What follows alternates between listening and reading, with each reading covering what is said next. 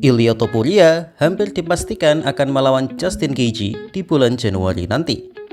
Yaps, akhirnya setelah sempat mengumumkan akan vakum sampai akhir tahun, Raja UFC Lightweight sekaligus Raja Pound for Pound UFC mengeluarkan tweetan di Twitter bahwa sang raja akan kembali dan takkan ada yang selamat dari tekamannya. Ya, walaupun sempat bilang menghindari Arman sih, tapi yang jelas, Topuria sudah menyatakan bahwa ia akan segera kembali bertarung dalam waktu dekat. Banyak pihak yang memperkirakan bahwa sebagai salah satu bintang terbesar UFC saat ini, Topuria akan mengisi main event pertama kerjasama UFC dengan Paramount Plus yang akan dimulai Januari 2026 sekaligus mengakhiri era UFC pay-per-view untuk event UFC berangka. Dan karena para top contender UFC lightweight saat ini sedang berperang satu sama lain, maka calon penantang sang raja tinggal menyisakan dua nama saja. Arman Tsarukyan sebagai kontender utama sudah dijadwalkan melawan kontender nomor 7 yaitu Dan The Hangman Hooker dalam UFC Qatar. Charles Oliveira baru saja melawan Mateusz Gamrot dalam UFC Rio dan langsung meng-call out top contender lainnya yaitu Max Holloway. Max Holloway sendiri saat ini sedang berada dalam cedera dan ia pun sudah menyanggupi tantangan Charles untuk bertarung ketika sembuh nanti. Karena itu, hanya ada dua nama saja yang tersedia, yaitu Justin The Highlight Gaethje sebagai peringkat 5 dan Paddy The Paddy Pimblett di peringkat 6. Meskipun Paddy Pimblett sangat menjual karena memiliki fanbase yang besar di Inggris, tapi UFC tampaknya juga tidak menyukai ide Paddy langsung mendapatkan title shot dengan mengkritik Joe Rogan yang memanggil nama Paddy dalam post-fight interview Topuria setelah mengalahkan Charles Oliveira. Karena itu, petarung favorit saya yaitu Justin The Highlight Gaethje hampir dipastikan akan menjadi calon utama yang akan menjadi penantang Ilia Topuria.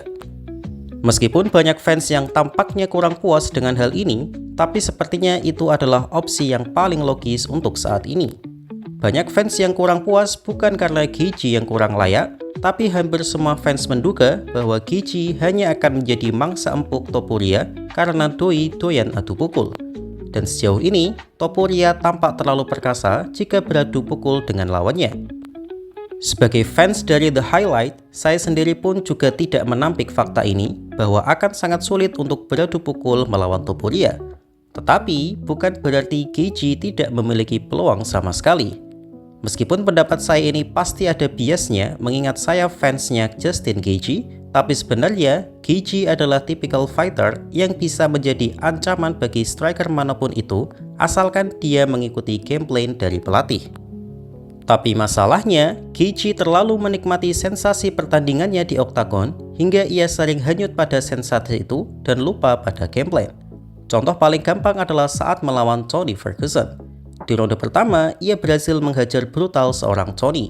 Di ronde kedua, ia semakin brutal tapi terlalu barbar hingga keasyikan menyerang dan akhirnya Tony sempat membalasnya dengan uppercut tajam yang kalau bukan karena bel jeda ronde berbunyi, Justin akan kalah.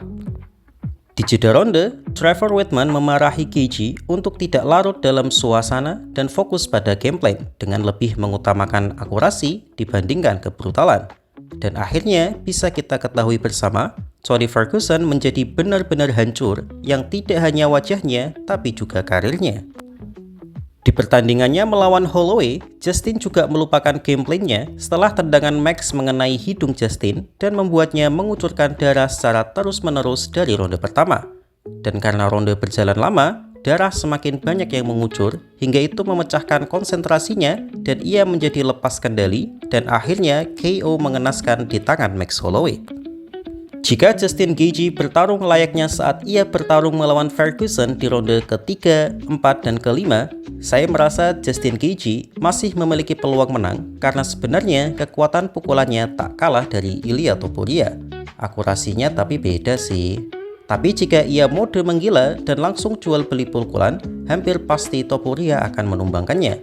Secara keseluruhan, Ilia Topuria memang layak diunggulkan jika bertarung melawan Gaethje, tak hanya dari skillnya, tapi juga usia Gaethje yang sudah tak berada di masa prima lagi, karena 30 tahun tentu bukan masa prima untuk kelas ringan. Karena bahkan prime Justin pun juga belum tentu bisa mengalahkan Topuria, apalagi versi tuanya. Hanya saja, pertarungan mereka juga belum pasti karena sang penantang utama yaitu Arman Tsarukyan berusaha untuk memfinish seorang hooker di ronde pertama dan tak mendapatkan cedera untuk langsung mendaftarkan diri bertarung melawan Topuria di bulan Januari nanti. Jadi bagaimana menurut kalian? Karir Islam Makhachev di kelas lightweight tampaknya telah mencapai babak akhir. Memang betul bahwa belum ada pernyataan resmi dari sang mantan juara kelas ringan ini apakah ia akan meninggalkan kelas lightweight untuk selamanya atau tidak. Namun dari petunjuk yang ada, kita dapat menebak bahwa memang isu tersebut benar adanya. Pertama, datang dari pelatih kepala Makhachev sendiri yaitu Javier Mendez. Ia mengatakan bahwa Makhachev benar-benar menganggap JDM sebagai lawan serius, sehingga ia tidak hanya mempersiapkan tekniknya saja, tapi juga berat badannya agar bisa menandingi JDM. Dan tentu saja yang dinaikkan bukanlah kalori atau lemak, melainkan massa otot. Menurut Javier, saat ini di training campnya sendiri, Makhachev berada di berat 191 pounds atau sekitar 86,6 kg. Artinya, di luar training camp, berat Makhachev bisa lebih dari itu. Meskipun ia menambahkan bahwa ukuran tersebut masih sedikit di bawah JDM, tapi Javier menegaskan bahwa itu sudah termasuk berat rata-rata kelas welter. Dan ingat, yang Makhachev naikkan sampai di bobot itu adalah massa ototnya. Jika Makhachev kembali turun ke kelas ringan setelah UFC 322, maka ia harus melakukan diet ketat dan memotong berat badan ke 155 pounds. Jadi, yang harus ia potong saat di training camp adalah 36 pounds atau sekitar 16,5 kg. Dan rasa-rasanya itu sangat tidak worth it untuk kembali ke kelas ringan dan hanya untuk mendapatkan sabuk yang sudah ia pernah dapatkan. Ditambah pernyataan dari mantan rivalnya yaitu Charles Oliveira dan Dustin Poirier. Mereka kompak mengatakan bahwa bahkan sebelum Makhachev melakukan bulking ke kelas 170 pun, Makhachev sudah sangat besar untuk kelas ringan dan mati-matian untuk memotong berat. Charles Oliveira sendiri yang pernah menyaksikan Makhachev memotong berat tanpa ragu menyebut bahwa cutting weight Makhachev sangat brutal dan tentu saja tidak baik untuk kesehatan jangka panjang. Selain itu, jika pemotongan berat badan dan proses rehidrasinya tidak berjalan lancar, maka akan menurunkan performa fighter di oktagon.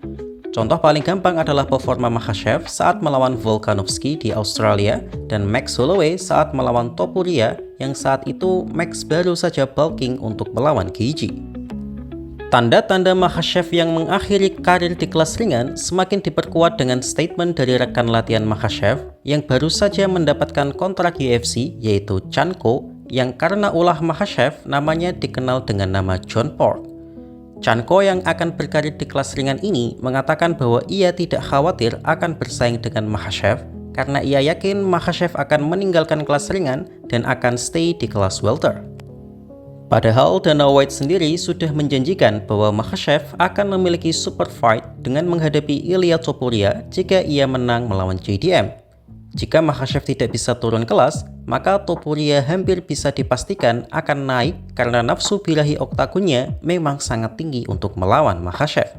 Hal ini juga ditebak oleh Charles Oliveira, di mana ketika Makhachev berhasil mengalahkan JDM, ia percaya Topuria akan mengosongkan posisi sabuk kelas ringan dan langsung menantang Makhachev di sabuk kelas welter.